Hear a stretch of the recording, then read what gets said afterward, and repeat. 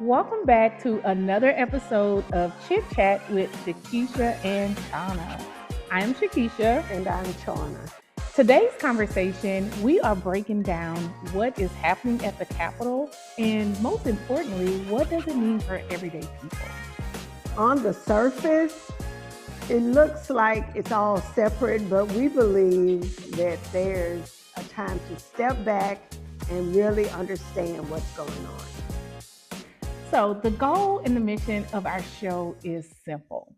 Our goal is to inform, empower, and activate the Louisiana community by breaking down complex political and social issues into clear, relatable conversations that inspire civic engagement and accountability. And our mission is to create an authentic, informed, and unapologetic space where real conversations about Louisiana politics, policy, and community impact take place, equipping citizens with knowledge, perspective, and the confidence to use their voice for change. So, I am so excited about today's show. We have a packed show today, Yes. but let's start with an education bill. So, today we are going to start with talking about Senate Bill 82, which is authored by Senator Mizell. So, what this bill does is mandate that all public school districts throughout the state of Louisiana, with the exception of those who are already operating under this model, will be required to facilitate a 5-day school week. Exceptions are one, if it's a A-rated school district, then they have the option to choose, or if they are already operating on a 4-day school week by December of 2025 last year, then they can continue to do it. So it is already cleared the Senate and is headed to the House. So I want to know what you think about this. This is my concern about this. So I don't have a position on whether a district should do 5-day or 4-day week, but I do have a position on I believe that school systems and school districts and their communities should have the right to choose, just like they have right now. Currently, the law requires school systems and schools to facilitate a minimum amount of instructional minutes, whether they reach that goal in 4 days a week or 5 days a week. They have to facilitate instruction or the minimum amount as prescribed in law. So, what Senator Mizell is attempting to do is not on top of the minimum instructional minute requirement, require all districts to operate 5 days a week versus 4 days a week, even if they want to do a 4-day week.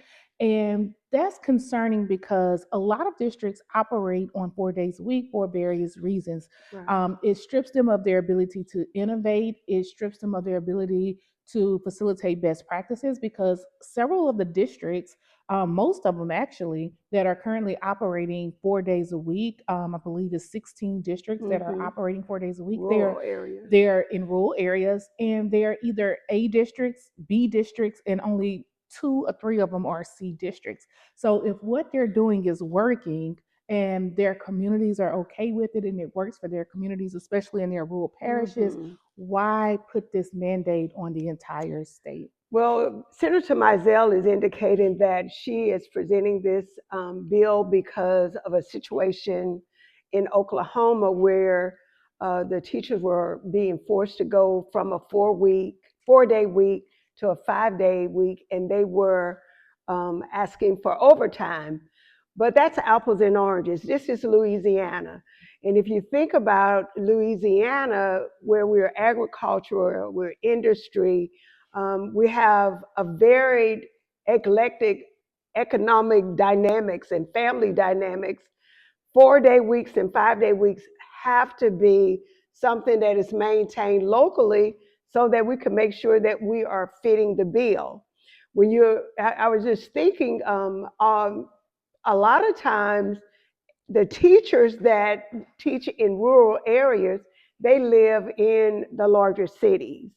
And one of the reasons that that was necessary and why local districts would choose 4 or 5 is, for instance, if they're in an agricultural area and everybody in that area either works in, farm life or some form of agriculture, initially certain certain districts would have 4-day weeks, because on the fifth day, that is when students will work with their families to do farming and what have you.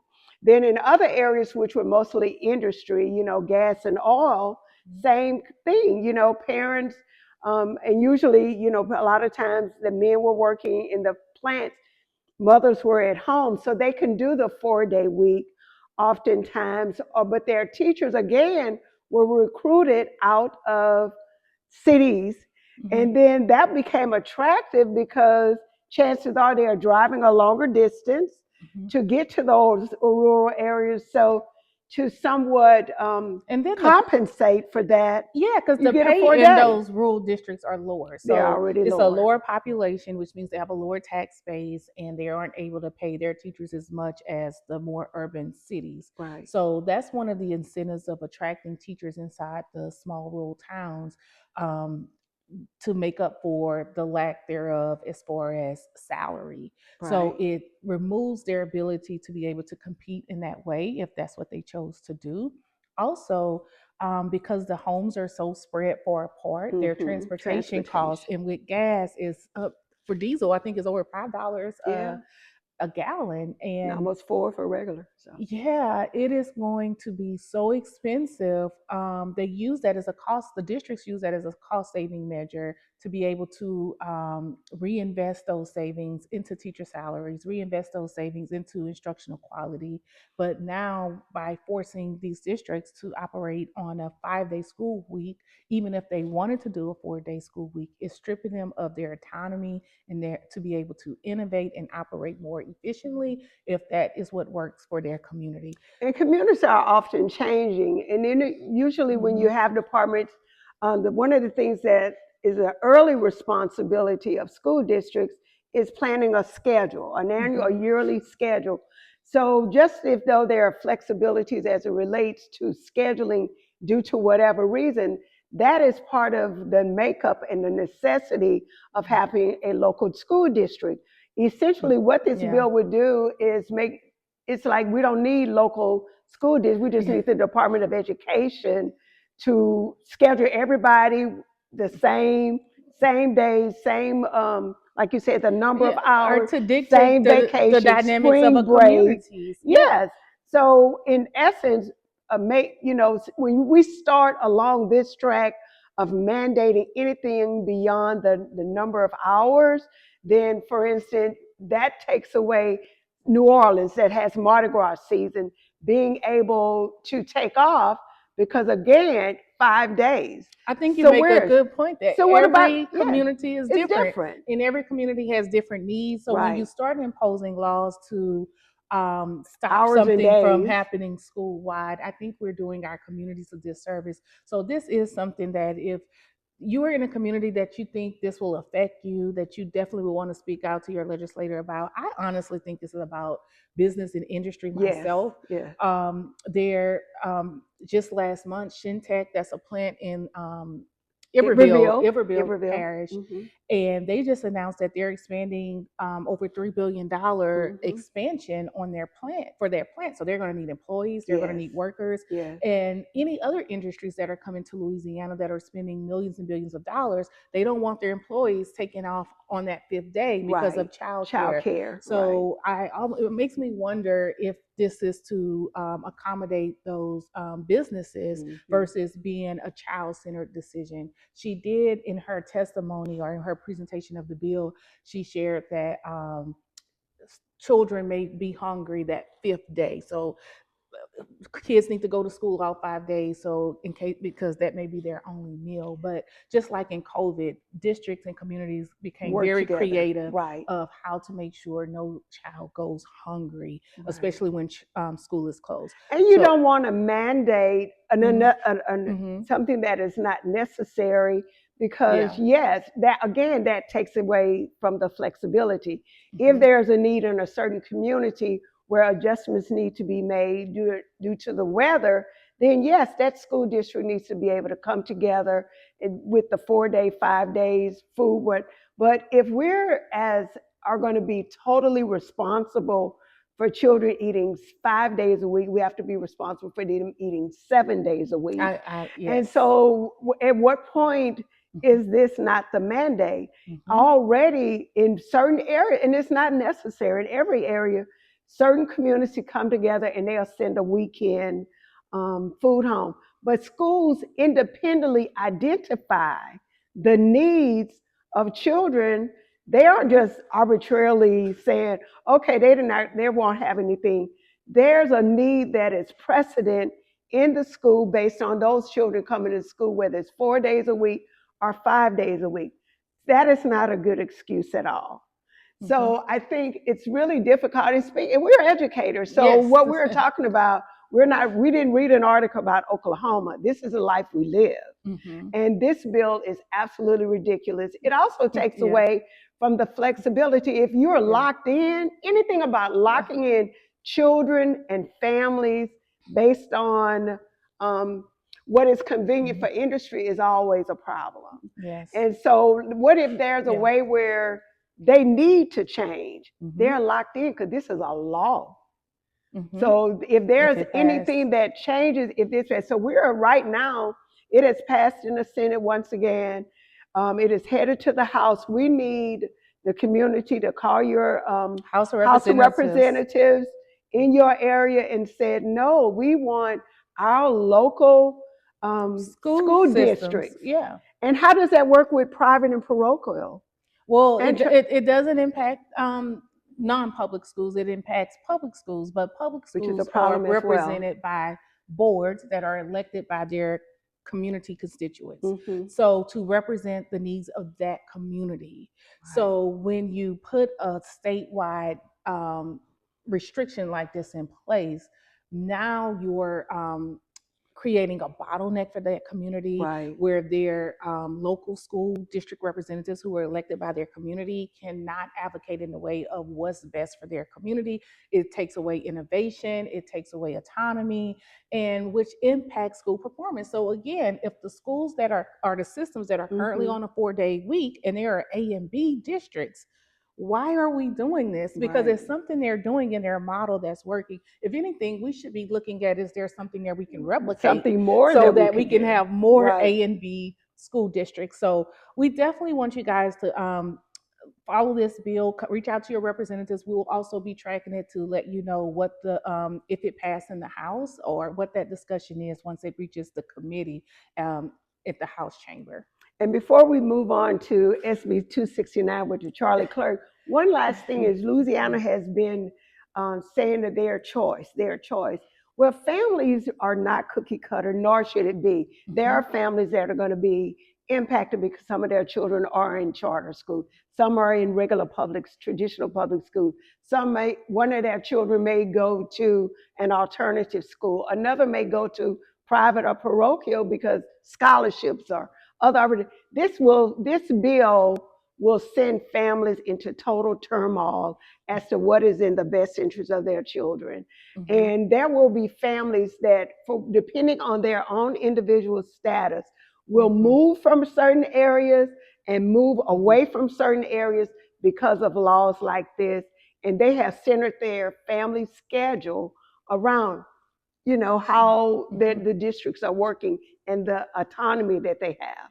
This is a dangerous bill. It's very dangerous because in a lot of those communities, they don't have the choice of charter schools or even private schools. So when you strip them of their autonomy to be able to best utilize the few resources that they have, because remember, it's a lower population, lower tax base, you could be causing a disservice to children and families instead of the help that you say that you want to give these families. So restricting and taking away is not child-centered in this sense because of the data that we have spoken on versus the data that she presented as far as what could possibly happen, or her fear is it spreading statewide Oklahoma due to whatever is going on in Oklahoma. Right.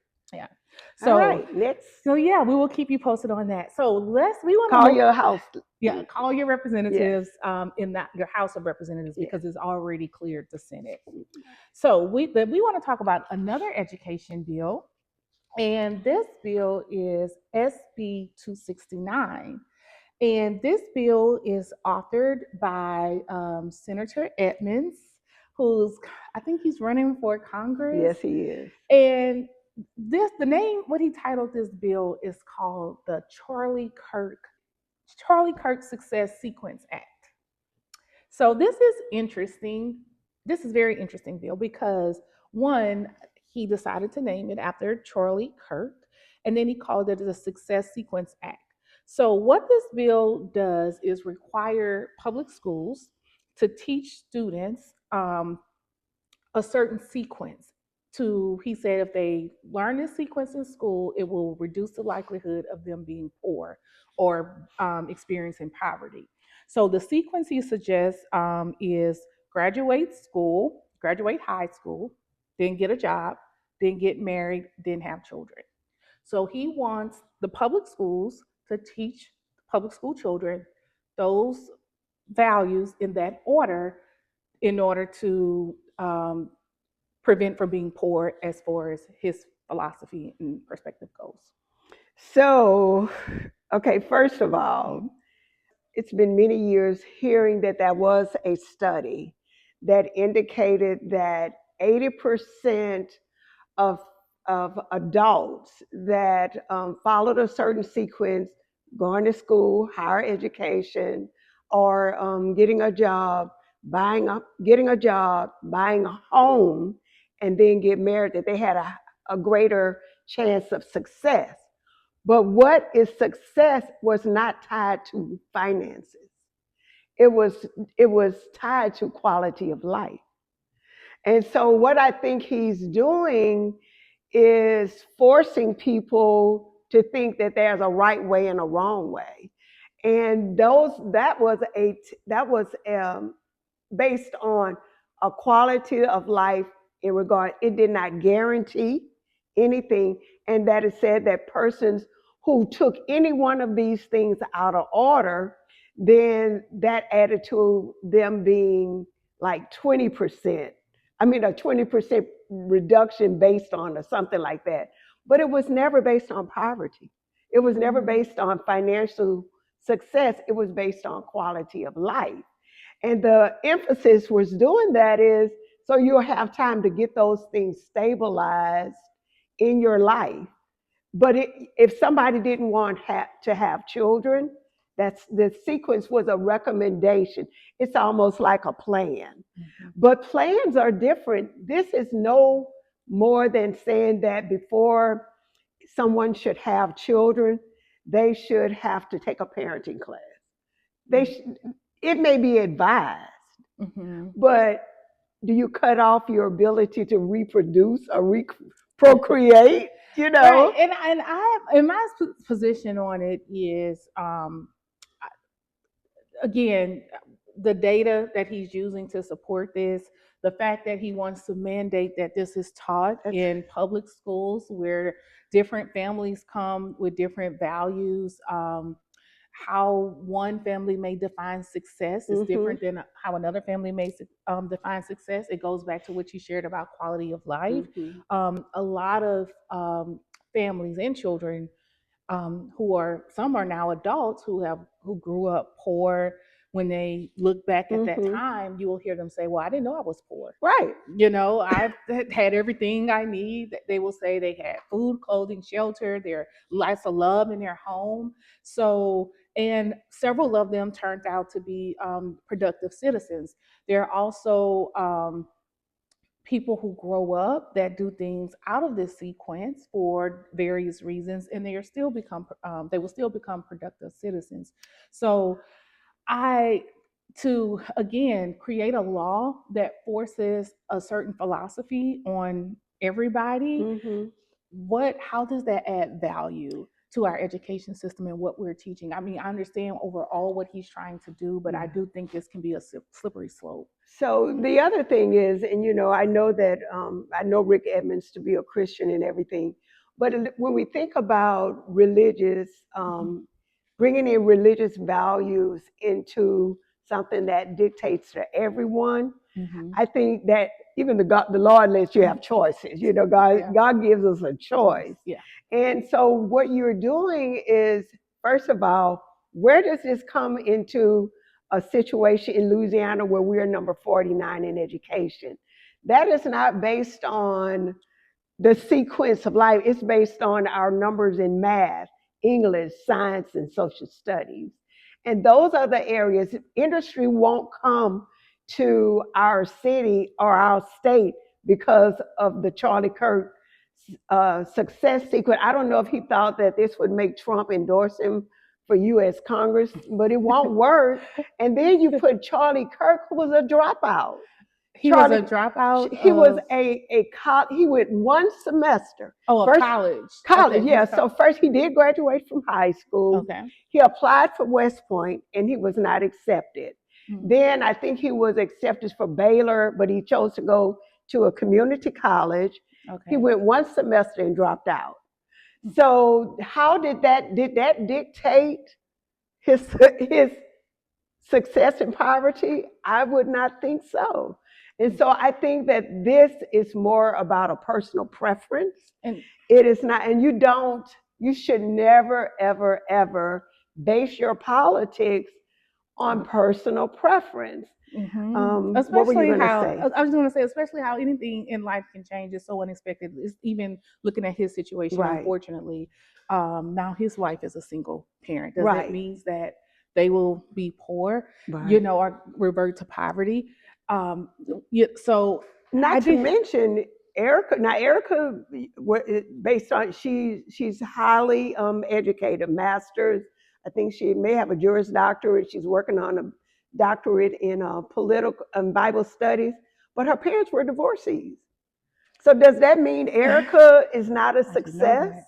Right. You know, Because both of them. You know, because what the law is saying is in the bill. It's not a law yet. mm-hmm. In this It's order, pending. It's graduate high pending committee, school, right? then go get a job, then get married, then have children. So if we're teaching our kids that you must do these four things in this sequence in order Be successful. to be successful and avoid poverty, Poverty. then it's not consistent with reality. Can I So tell you my reality? I followed this sequence. In Louisiana, yeah. I would not in by no terms consider myself financially, what if you're not, what, enriched, wealthy? Is wealthy the opposite?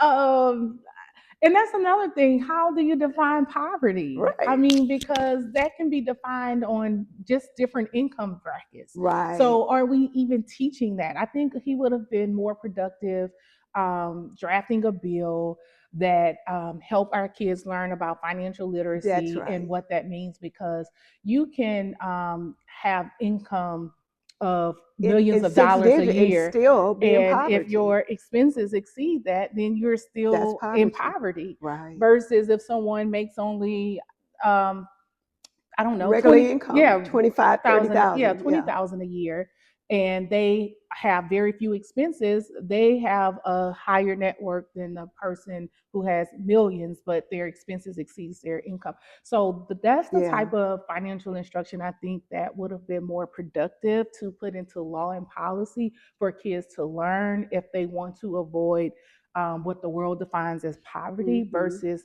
following this set of values Mm-hmm. to that's his stated outcome to avoid poverty, That's right. because that is not the reality when you look at the world as a whole.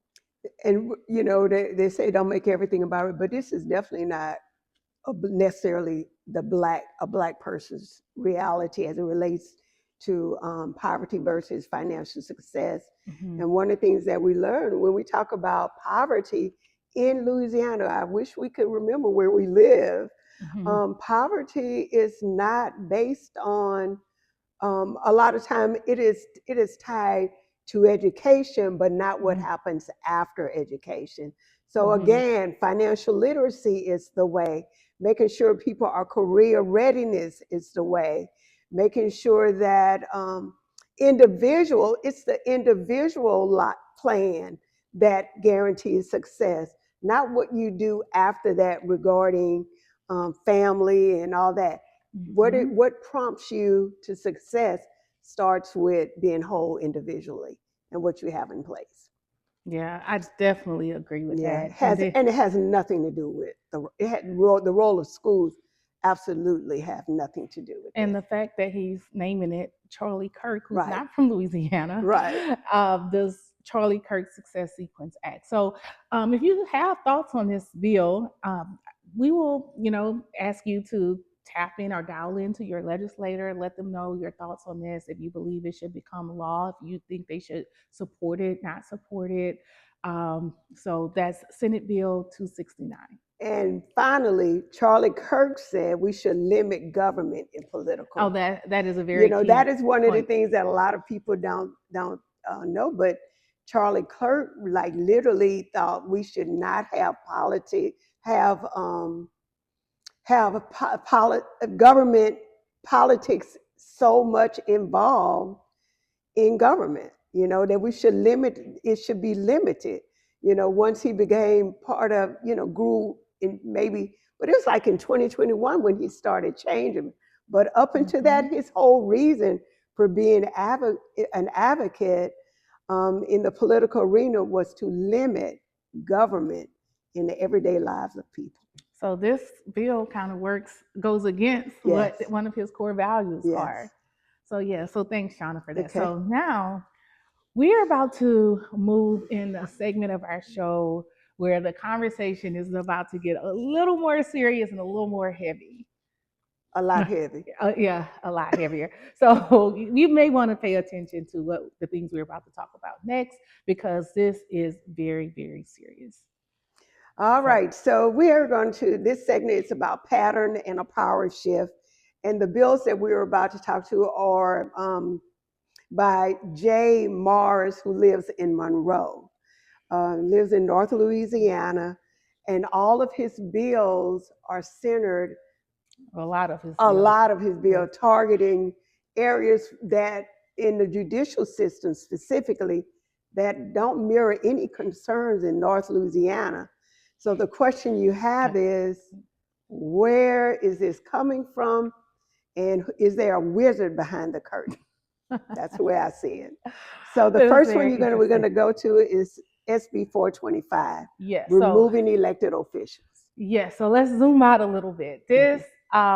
When I found out about this bill, because this is one of those bills that was not pre-filed. It Mm-hmm. was filed right before the deadline Mm-hmm. of the March 31st deadline. He, snuck this in. Well, I don't know if I'm sneaking in, but I'll say it. yeah, Anything that she doesn't want to say, I'll say. that she is correct. Yeah. So this again, SB 425. Mm-hmm. Every elected official should be fearful of this Concern. bill or concerned of this bill. And any elected official who votes for this bill, that would be very interesting because, in my opinion, when Mad Day comes, it's like you're voting for your own detriment. Yes. So, what this bill does, it expands the ability to remove an elected official. So, right now, the current law is an elected official can be removed by the legislature if they are found of a felony crime while they're in office, Right. which is okay, fair. Mm-hmm.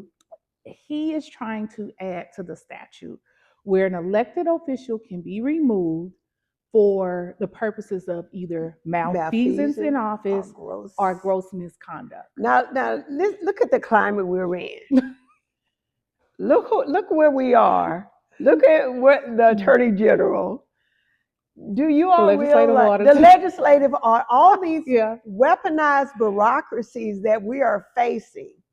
What this bill would do for Jay Mars is literally have the legislature be the prosecutor, the trial, the juror, and just take your The position. judge and the jury. What have we seen since February This sounds of 2025?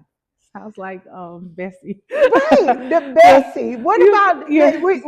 so? And a lot of times that's where we keep saying how these are patterns and Yes. these are shifts. If one person, if any agency gets away with it, you're going to begin to see that you are seeing these things happen legislatively, and they are really breaking federal law.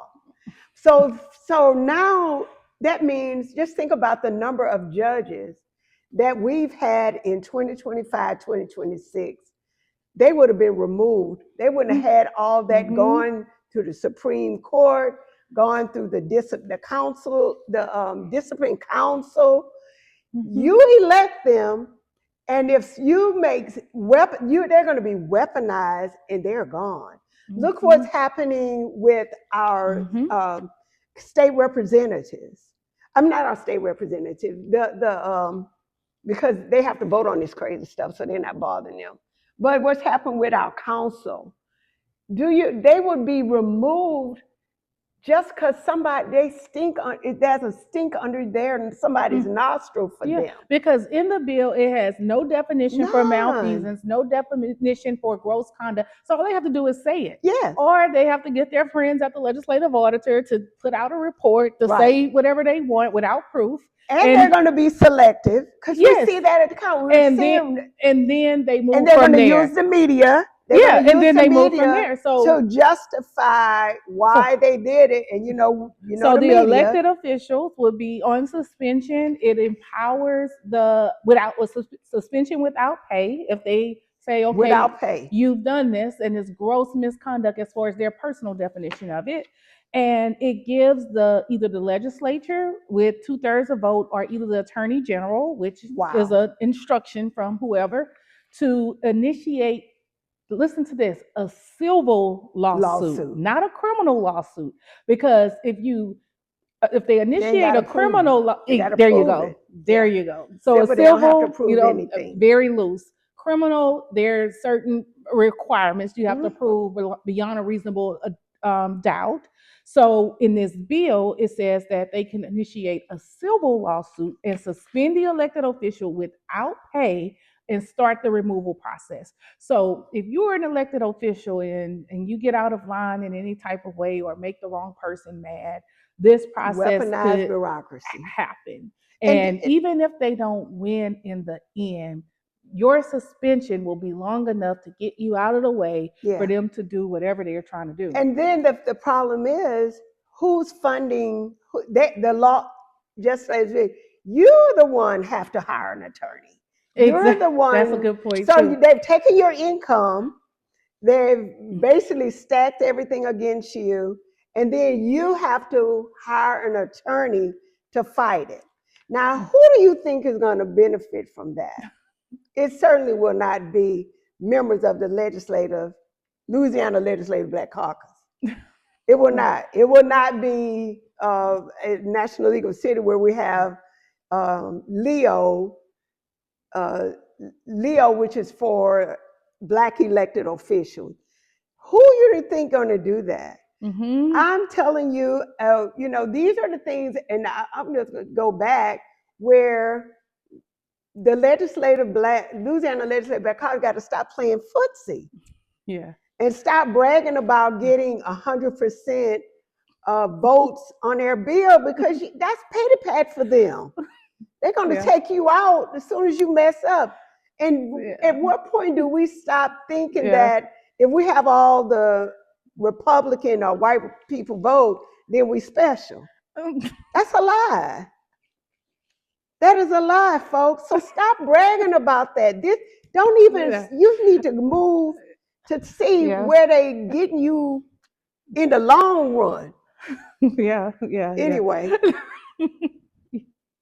I'm laughing and keep from crying because this is you're not about to cry. And like I always say, and don't take that out. I, It's just it drives me I mean, crazy. some things need to be said because it's very true. Yeah. I mean, this is when you leverage like what you said, what's the benefit? If Mhm. this is when you need the votes, this is when you need to cross the party lines to make sure you work together when something like this don't pass through, because this will is going to hurt, like you said, members of the Black Legislative Caucus the But most. eventually, It will hurt them as it's well gonna come. because It's gonna you can see the internal fighting right now in right, their party with right. this Congress Look seat. what happened with the Congress. You You, make the wrong person upset, and this is gonna be you. And so, whether you are black, white, Republican, or Democrat, your day is going to come where they're going to use this bill. And for me, who's a voter, if I want someone to represent me well, I don't care what they got going on anywhere else. You shouldn't be able to take that if they're representing me well. And mm-hmm, usually, when you're representing someone well, you get targeted. So, mm-hmm, what that will do is reduce some legislators' ability to fight strong and hard and with conviction, because on any given day they're going to have a target, and it'll be that same body that will remove them. Take the income, no investigative process, mm-hmm. no Because it administrative doesn't have process, any of that in any of here, that. no due process at all. Nowhere you have you as a elected official, your legal bill is going to be paid while you fight this. That's fairness. Mm-hmm. That's what fair, and But that's that's what not what's being offered. that's not. That's not You're what's going to being. have whoever you made mad, the media, and whoever the other flunkies are, and then you. And they have unlimited money to fight you with, which Right. is unfortunately our tax money that they'll be fighting That's you right. with. So you vote in favor of this bill, whether you are a Republican or a Democrat, you are voting to your Target. own detriment. Yes. So That's Jay Morris, North Louisiana, folks. Senate Bill 479. I'm sorry, no, yeah, 425. 425. We're going to talk about 479 next, but Senate Bill 425, Removing elected elected officials. It will officials. empower the Do you legislature know where this to is? It hasn't been to committee or is it? it. No, he just filed Oh, it he right just before filed. the deadline, Oh, that's right, so March it hasn't 31st. gone to committee yet. Yes, Wow. so I recommend be looking at. We will Y'all continue need to to track kill this this bill. one. Y'all need Yes, to kill this one, like right yes, now. Republicans and And Democrats. Republican, y'all need to kill it right now. Don't even let it out the gate. Yeah, Okay. yeah, because it also silence voters. Because if Mm-hmm. voters elect a representative and Mm-hmm. they can just remove it, it It defeats the it purpose of takes voting if they're going to empower themselves to undo what the voters did. right. And when you vote, you have a 4 year, 4 years, 6 years, whatever Mm-hmm. that period. And so when you're voting, you're taking into consideration the stability and longevity of having that person represent you. If they're working on a project that benefits your community or your district and they're removed, that shakes up that whole area, that whole plan. And so Mm-hmm. there's just, we can't think of all the ways. This is, again, another very, very Dangerous. dangerous Very bill. dangerous. Very not thought out at all. But I So think it's one of those bills they were hoping just to slide through slide or through. slip through. And before you know it, elected officials will be Yeah. removed and you don't know what happened. Because again, when they're now it's up to over Next 50, year we would 50 see this. yeah. And then you're like, when did this happen? Oh, you voted for that.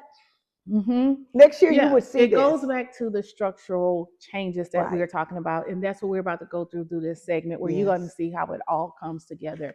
And if Okay. it doesn't stop at this state, if it gets through, when it start being applied, it's not much you're going to be able to do about it Mhm. at that point. All right, So another the one, SB 479. SB 479, very similar to the one we discussed, except this one is Judges. removing judges. Okay, so it will empower the legislature to remove judges. Now, this is going extreme. Like, Shauna, I cannot even believe this is like reality right Right, now, right. where the judiciary branch has always, or the judicial branch has always been separate, Separate. independent. They are The responsible for Constitution interpreting laws. requires executive branch, legislative branch, and judicial branch. Three separate powers. But tell us about this bill. So now, if this passed, the legislature will be empowered to remove judges versus just the judiciary commission who's responsible for doing it now. So they will be able to make the law and remove the people who are supposed to independently interpret the law for fairness and democracy. So if this passes, a constitutional amendment will have to take place, of course. Mm-hmm. That means right now it's unconstitutional for this to happen. Mm-hmm. So they're trying to pass legislation where it can happen and then create a voting day where the Constitution can change to allow something like this to happen. So now lawmakers can like literally remove people again who's interpreting the law. And so if this passes, and we get back to the same thing. And a lot of, what we know is that a lot of the things that come before a lot of the criminal courts, sometimes they are in court with state, agencies. They're in court with state boards. And so if you are a judge and you don't play ball regarding that, then they'll do the same thing, find a little dirt on you.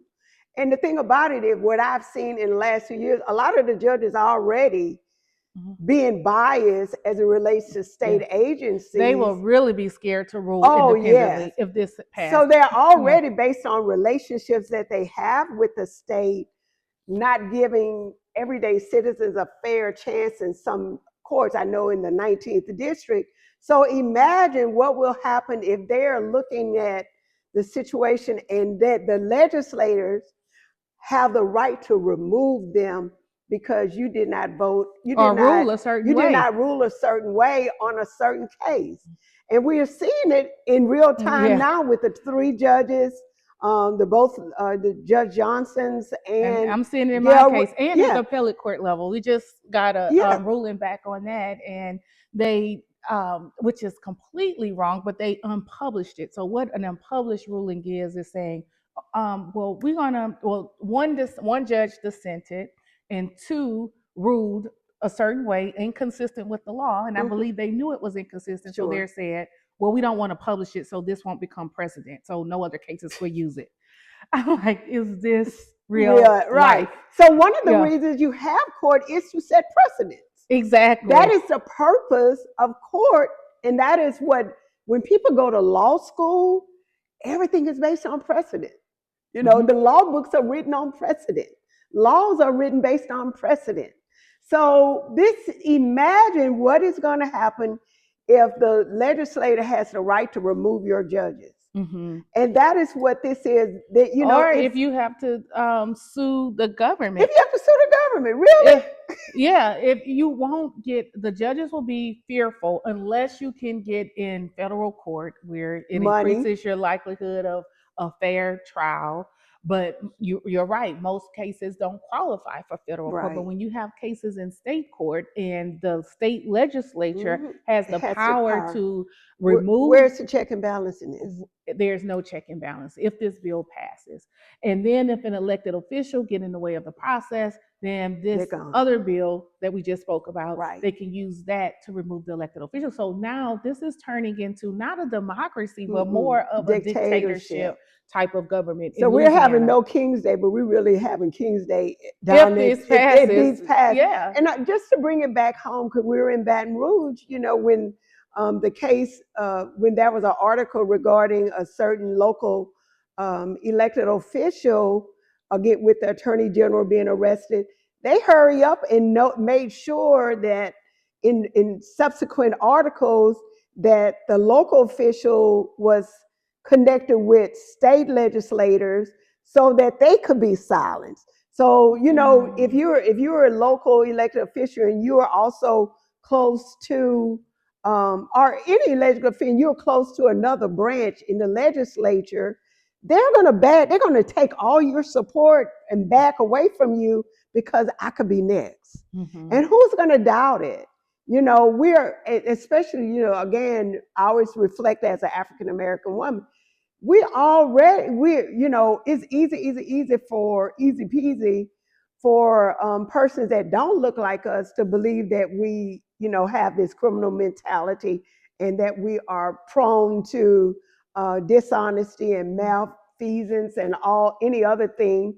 But then there's such a distrust within our community because there are people who have not done right. So you out there, they're naked, really. But the only thing we have now on our side is that as citizens, when we vote, these people stay in place, and that is the constitutional edge that these bills will be attacking. Exactly.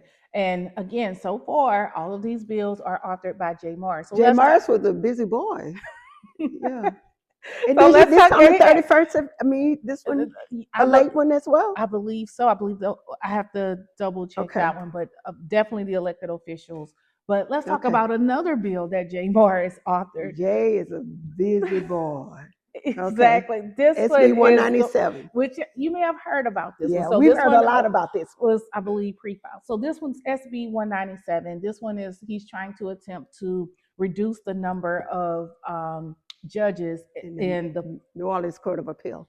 Yes, so that is the Fourth Circuit, I believe, which is the New Orleans area. So if you lose a case in the regular court, then it goes and you file an appeal for it. Appeal. These are the judges that look at the appeal. So they look at the facts of the case, they look at what was decided and see if there were any error, or if the trial judge made an error, or if the law was misapplied.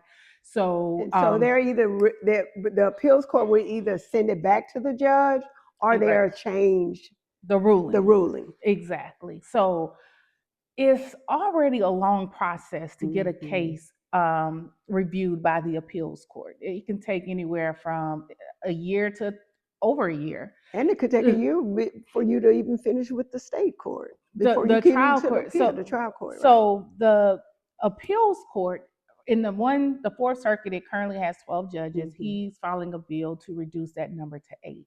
So this is going to affect, again, a lot of Black and brown communities because it's in New Orleans. And cases that are awaiting appeal, whether they're civil or criminal, is going to take even longer to get that justice.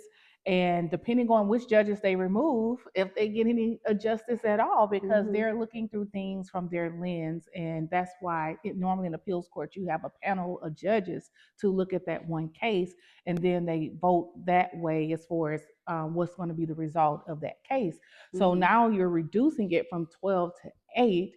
It's going to hurt the communities of New Orleans, which is mostly Black and brown communities. So why Jay Morris is interested in New Orleans, I don't know if he was directed to focus on that bill in that area, because it has nothing to do with the constituents that he represents. But when you look at the pattern of all of the other bills that we talked about so far with him, diluting power.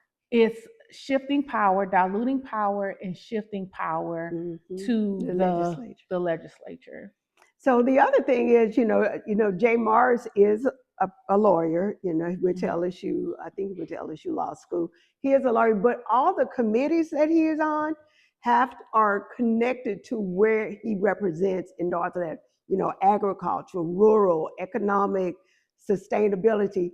And you think that's what is such an anomaly, because when you think about what's going on in Monroe or even Louisiana, rural areas have the worst transportation. I think he serves on transportation, the crumbling water system. He's on a bill. He's on a committee regarding environmentals, infrastructure, poverty, healthcare.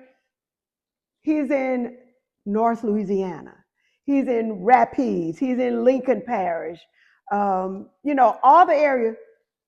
No similarity to New Orleans. There's nothing about New Orleans, its demographics, its lifestyle, its highways, its economics, its agriculture. they're the, like out there are two dichotomies on opposite end. This is where when I spoke of earlier, who is the wizard behind the curtain? Yeah. And if you're in Jay Norris, is he one of the persons because he doesn't get a lot of action? So it would be easy for his 4 or 5 bills to go through because he's not a high profile senator. He's not in an area where there's a lot going on. He should be if he would be focusing on the committees and what the issues are in North Louisiana and in those different parishes. But New Orleans, y'all, that doesn't make sense to me. Yeah, it definitely doesn't make sense. And unfortunately, that particular bill did pass out of committee. And I hope that the House of Representatives would ask those hard questions and take a deep dive and look at how is this going to affect the New Orleans communities before voting on this bill. So and we now, didn't look at that. Now we praised Katrina Jackson before. Do you know how she voted on this? And as a senator, I didn't look. Yeah, that's a Yeah. good question. I Yeah. would Y'all research that for us and yeah, let us know. yeah, definitely know. Put it in the comments, Yeah. or I will put it there. Whoever looks at it first. But that's a great idea because we have to hold our senators accountable, especially the ones that represent the communities that look like us, because the representation is already small. These are the times where you want to work across the aisle, not just to get your own personal bills through, but to make sure you leverage when you need votes on your side to protect the communities that you serve. So if you're listening, these are the House of Representative the parishes that you definitely need to be making sure that they are sending, asking the questions and voting no on this, and send a tag. If you have a representative in Grant, Jackson, Lincoln, Wichita, Rapides, or Wynn parishes. Those are the parishes that Jay Mars represents. Those are the parishes where we're depending on, of course, those in our Baton Rouge delegation, but also those that are, whether you're Republican or Democrat, in the House. Why are you, what is the premise for you, first of all, singling out New Orleans, and again, that's just like when we talked about the Council on Aging. These things are structural, but if they said if you give them an inch, they'll take a mile. So this is the inch that would lead into a mile. And so please make sure that you get in touch with your House of Representatives. Absolutely. And thanks for calling out those parishes. If you live in those parishes and Jay Morris represents you and you don't agree with how he's representing not just your community, but this whole state, then call his office, apply that pressure because you are responsible for voting him in. And look at his committee. Look at the committees and say, these are the committees you're on that are closely related to where we live. What bills have you filed that help those parishes? Because bro, this don't make sense. So just give those parishes again: Monroe Parish, Grant Parish, Jackson Parish. Under Monroe, but starting with Grant. Grant. Okay, I'm sorry. Under the city of Monroe, Grant Parish, Jackson Parish, Lincoln Parish, Ouachita Parish, Rapides and Wynn Parish. So if you live there and he represents you, please contact him and have serious conversations about what is he doing to uplift and benefit your communities on your behalf, because you sent him to the state capitol for that purpose to represent your community, not New Orleans. Right. All righty. So we're about to move to another bill by Jay. He's our star today. Jay Morris. Again, I hope you guys are looking at the pattern and trend, because this bill we're about to talk about next is it adds to that. So the next bill is Senate Bill 454. He wants to reduce the number of assistant district attorneys. Now, I'm not going to say reduce, but he wants to make it that number determined based on population of the parish. And not necessarily just statewide. Everybody gets an assistant district attorney. So what this do is, now it sounds Yes. like a simple bill on just on the face of it, Mm-hmm. like, oh, okay, he wants it to be based on population size. But this is where it gets concerning. Mm-hmm. So not too long ago, Baton Rouge EBR Mm-hmm. tried to Increase. the budget of the district attorney's office through a tax, and that tax failed. Mm-hmm. So they don't have the extra funding that they hope to have in order to be able to prosecute more cases.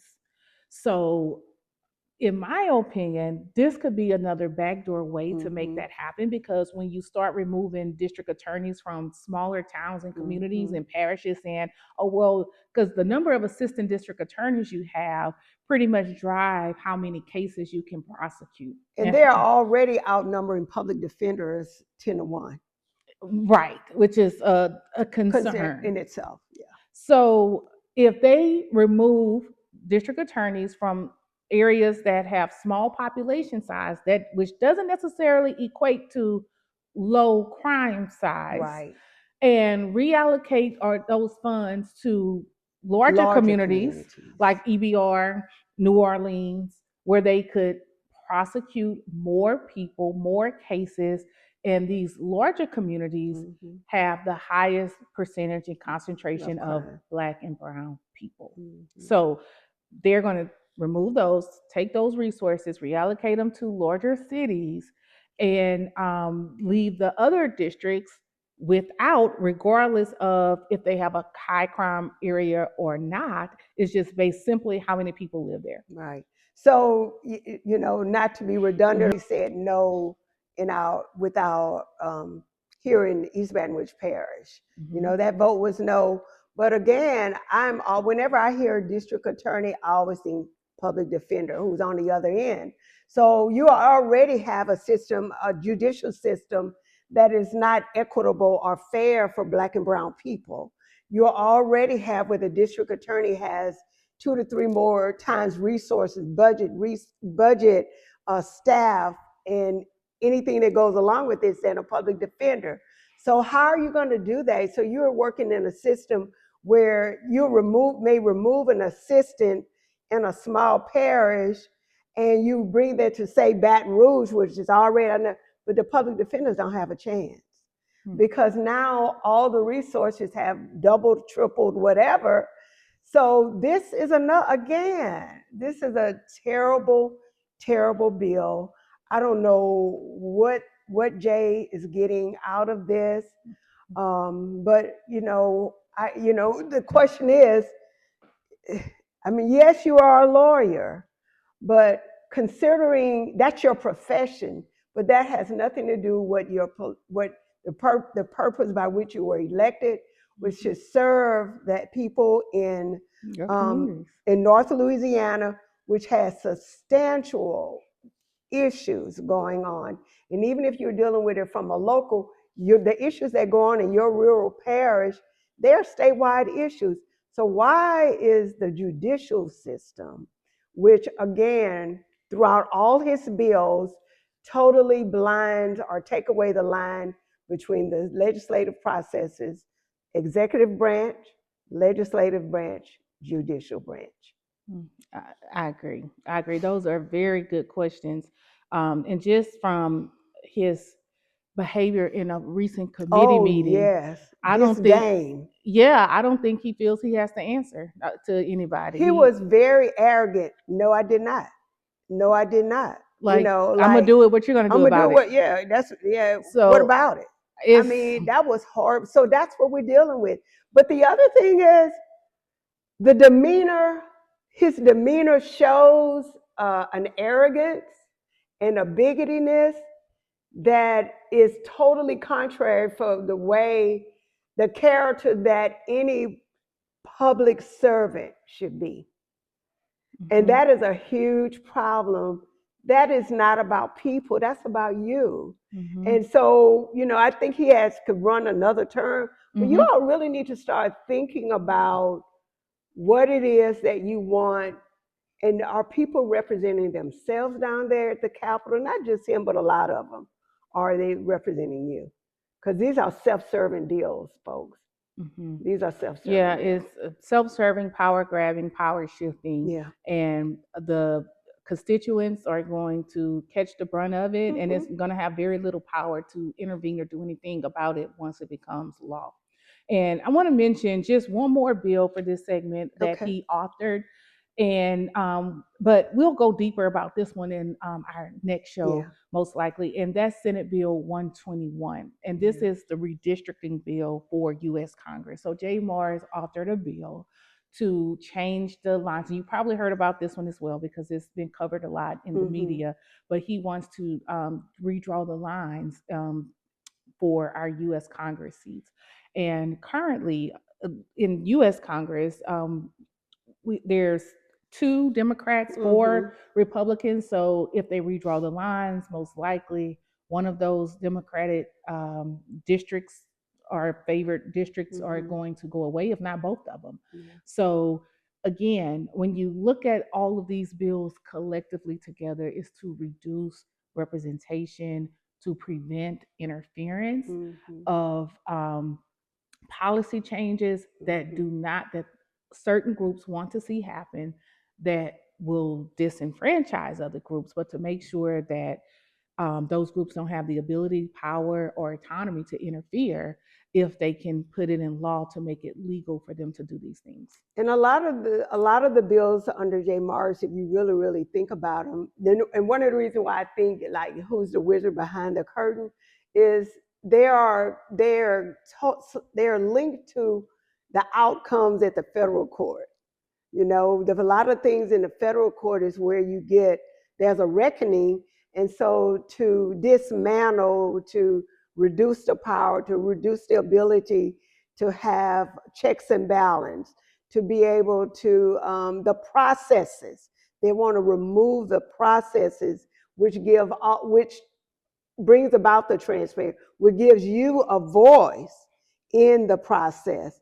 That's to be eliminated under the cover of the legislative. And we're seeing it right now. Yeah. The big So, picture.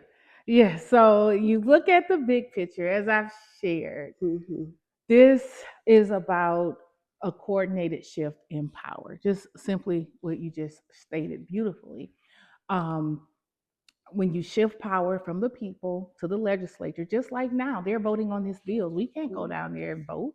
I mean, we can ask our legislators to vote how we would like for them to vote, but it doesn't guarantee they will vote that way. And may I So, say something? sure.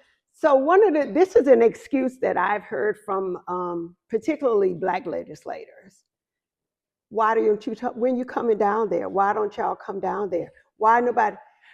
Yeah. Is that your excuse? And so Yeah. if Now, have you heard that? I have, and I mean, well, first of all, I mean, I don't know. Say it. Say it. Yeah. I'll help you out. Say it. First, I'm about to say, first of all, I don't get paid to come down there.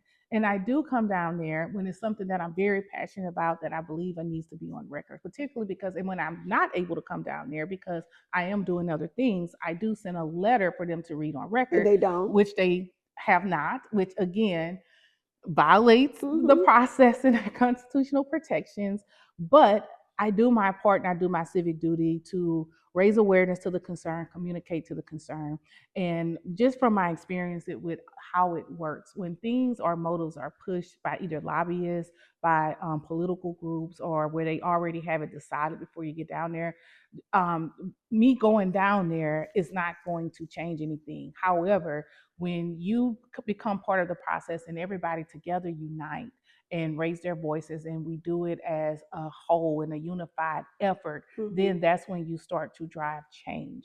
So Yeah. it's more than one way to raise awareness, communicate what needs to be done, and we're doing that. However, going down there because it is time consuming. Now, if you can go down there, you go down Mm-hmm. there, but when you can't go down there, you stay involved. I do spend a lot of time and a lot of hours reviewing committee meetings, the video transcript when I can't get down there, reading the bills and the language in the bills. And all of that is time consuming, but our elected officials, they are elected to We do that. sent you there. Yeah, that's what you ran for office to Right. do. And I I did think that, not run, I'm not an elected right. official. and usually, it's getting so bad that even when people run for office, nobody asks them questions. I was just thinking about it. I mean, they have the debates, but it's getting to the point that elected officials don't even have to promise you anything. Mhm. As it relates, especially in the Black community, we don't ask for anything. We don't have an expectation. And so we see it when they go to court, then they want us to go and do their jobs. That's not going to happen. It'll Yeah, happen behind this screen, yeah, but I'm not going to waste my gas or my time when you send Bozo down there. You elected Bozo. And so I'm not going to go and yeah, miss my time at work or anything yeah, because you are the person. The anointing flows from the head down. If I have a fighter that's a senator, or a fighter that's a state representative, or a fighter that's a school board member, and I'm not saying none of these people are not, or a fighter that's a council member, I will go down there. But I'm yeah, not going there picking and choosing when you're not 100 all the time.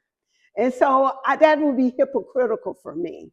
So anytime a legislator tells you you should be down there, and I've even heard advocates, see people that are an advocate, yeah, they like yeah.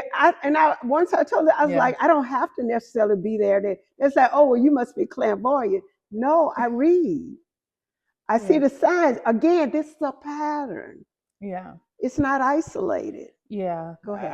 I mean, I Sorry, y'all. completely agree, and that's why we encourage you to reach out in ways you can reach out.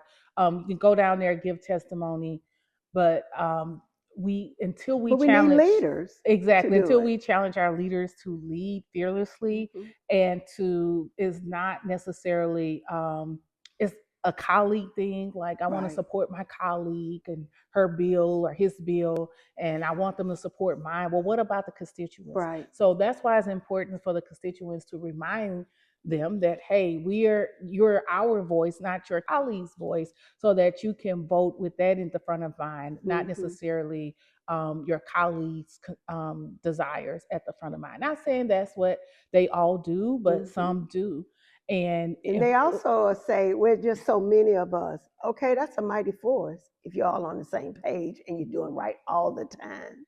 I've seen it. you mean so So, many of us with I mean, like the Black elected officials, oh, it's just so many it's only so many of there. I don't care how many it is, just do your part. But again, it goes back to when I say this is when you use your leverage, Use your leverage. because just because you're outnumbered, there are times where They're going to their need party is you divided and every vote counts.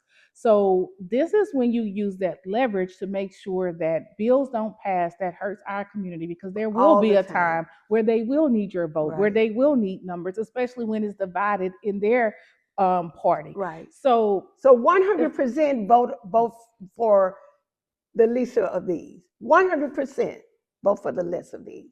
Go ahead.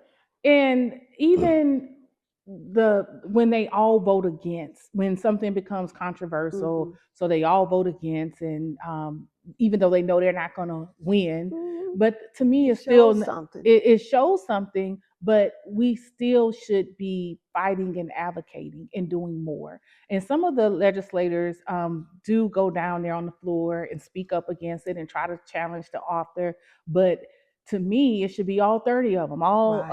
Every going down time. there and challenging them, not just a no vote, but go down there, challenge them. They'll sit Every there. last person should say something. Hmm. That is the reason they have, what is it, when they just let the time, you see that in Congress a lot. I forgot where they just continue to talk. And I'm not saying ramble on, but if you're an elected official, you have time. Time. We have sent you there, whatever it is, to have a voice.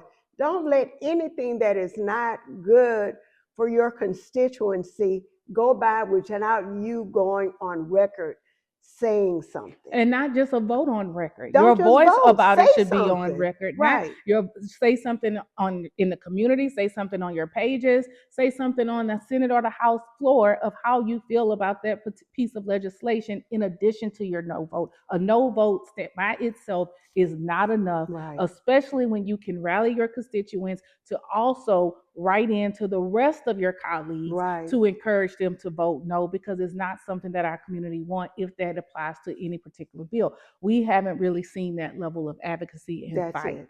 And even if we understand you all got a lot, but that's what you have staff, you have volunteer. Make it like you do your campaign. You have so many people running your campaign. That's how you have to let someone be a constituent person that watches all the bills, that would do the calls. Just don't just I this is what it's gonna take, especially if you're a Democrat as I Yeah. am, this is what it's gonna take for us to win. Yeah. So, and not just watching all of the bills, but raising Yeah, awareness around the ones that are right. going to hurt Just the community. Because some of the bills are just neutral. They let them, they're going to help the community, or they're going to just hmm make some changes, or is renewing certain things already in place. Those are going to go through. But then you have the bills that we were talking about today. Those are hmm the ones I believe our leaders should be raising awareness about, rallying up your troops to make sure that your colleagues at the state capitol understand that the community does not want it, and they're not going to be able to just push it through easily, but it starts with your voice.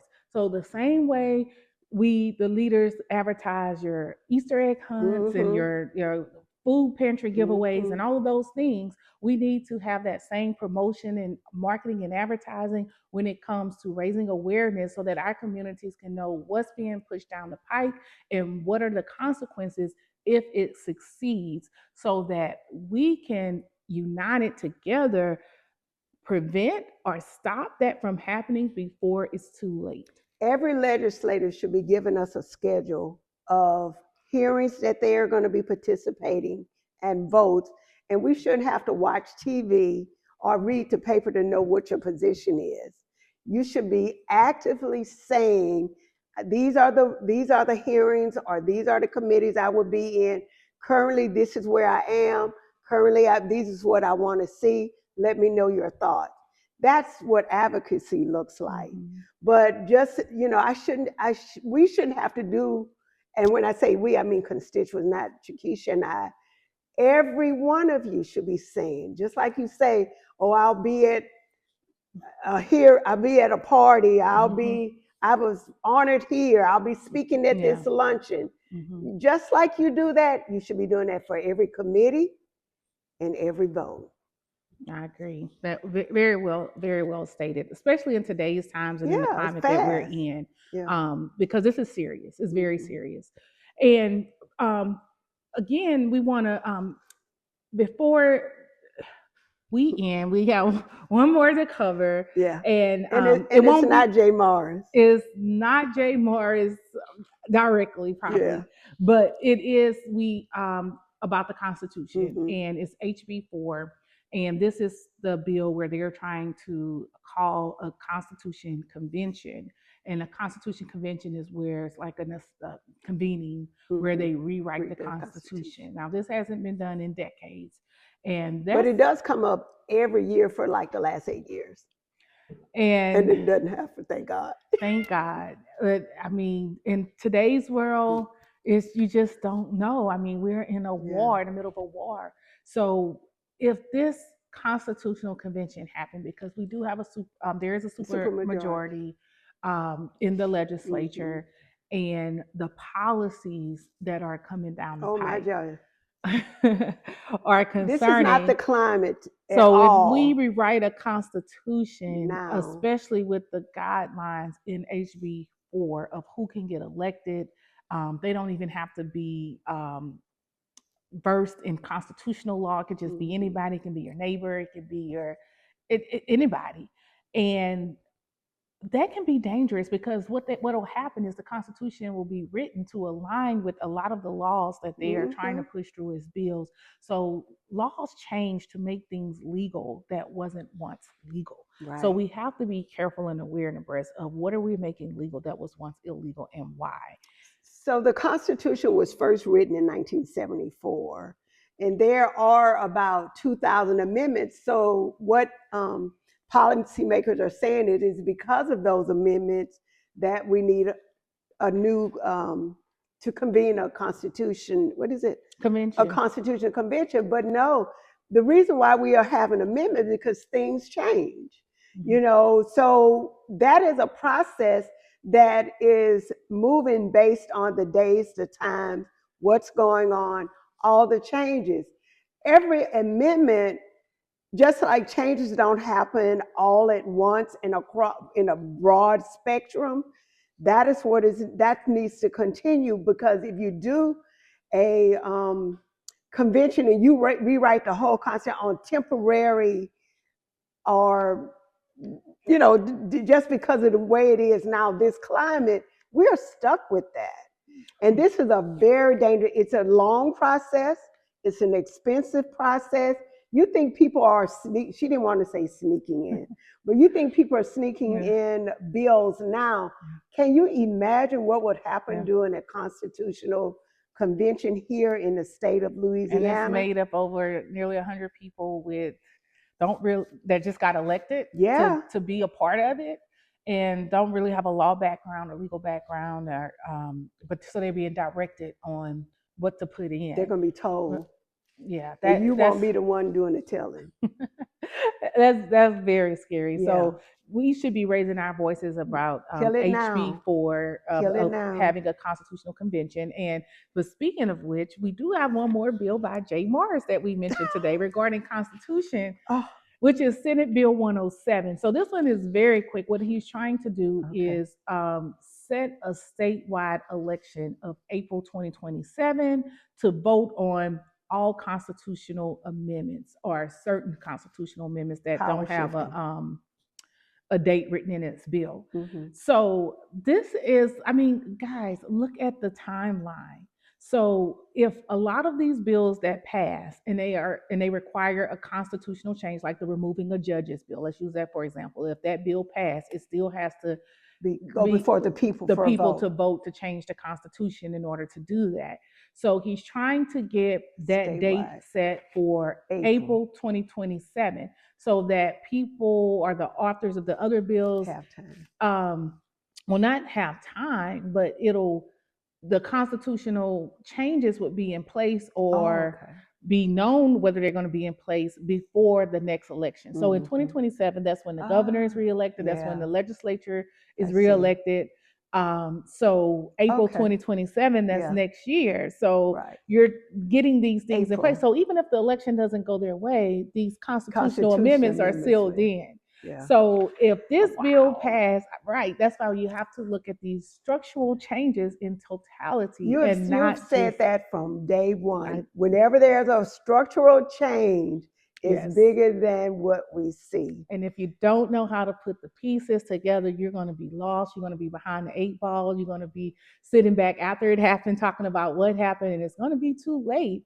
And when you're looking at timeline, the writing is on the wall. So it's like, if he seals it in April 2027, no matter if the Republicans keep a super majority or not, they're able to navigate their politics don't go away.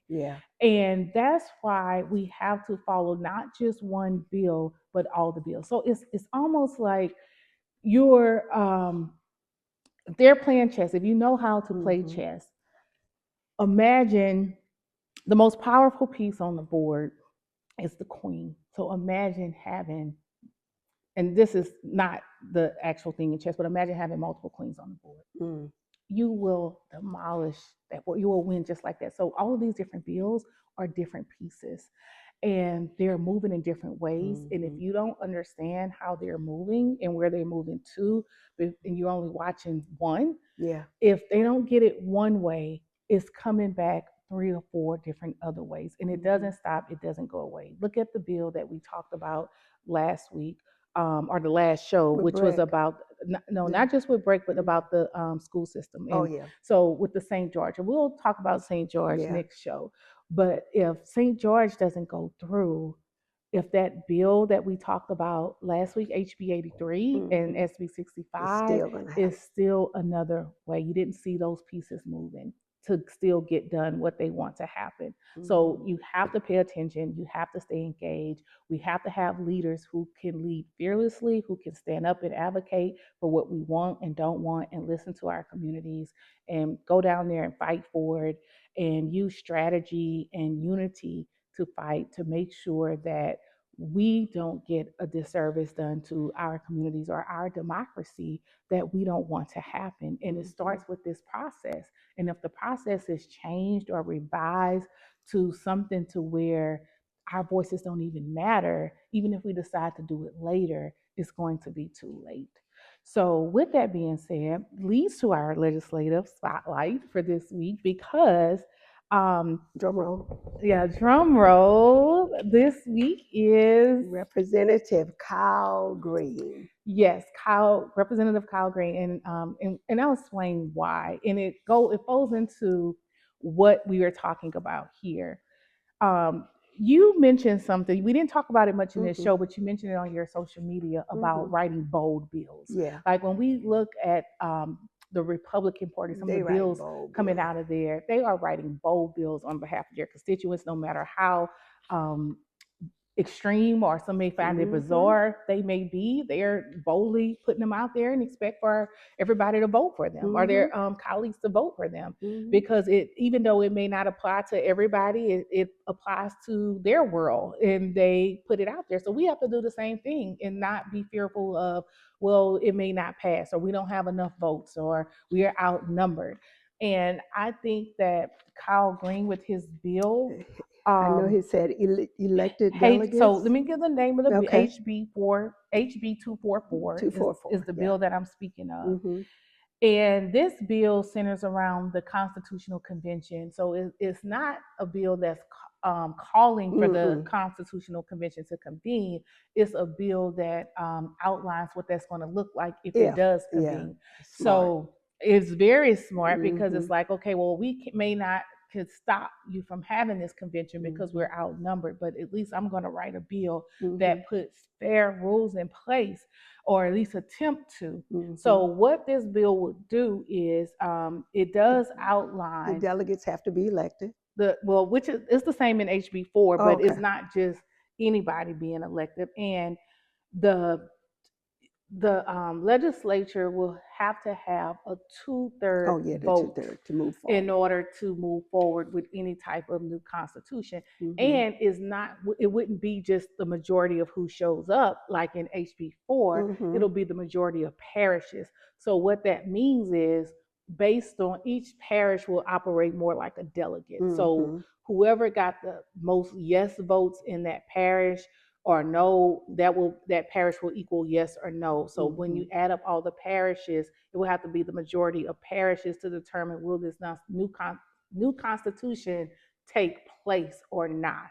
So I do think that's a fair Yeah. way. If a constitutional convention happens, we'll be tracking that bill to see if Yeah. it passes. It But definitely shows courage and quite a yes, bit of intelligence and that's what I was strategy thinking. and the ability to, like you Even said, author a bill put like author it. that and put Yeah, it because forward.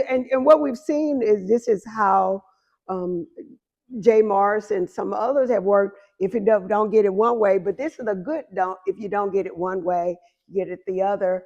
And that in my post, that's what I spoke as it relates to the Democratic Party. How we really need bold bills. We need to stop redefining bills that already exist Yeah. and changing the spelling Bringing bills that don't apply to our or state don't apply at all. yeah, Yeah. So all of this is very, very good um, legislation. Yeah. legislation, excuse me. And yeah, Yeah. kudos to Kyle Green, Kyle Representative Green, Kyle Green, Representative Kyle very Green. good on authoring a bill like that, Yeah. bringing it forward. Definitely very proud of that. And I hope you get it passed. I hope you get the votes you need to get that passed. Before you close, would you once again kind of go through SB 107, our last one with Jay Mars? It was just important. I thought it was important that we kind of just talked about where you said about the timing and why it's important to try to kill SB 107. Really, as it relates to the statewide election, because a lot of people are already looking to 2027. And we know that that's when our governor, state representative, all of those are being elected senators. But I think once again, that chances are people will be qualifying that summer, the end of the summer, July, August. But what is it about April 27th and Jay getting an election date? How would that be impacted one more time? So I think April, that day may already be an election date on the Yeah, calendar for the Secretary of but he'll State, be putting, but it doesn't mean it's a statewide election, and yeah. it doesn't mean And that's a low, mm, that's one of, there's these elections that are high maintenance. This will go through turnout. with 1% voter turnout.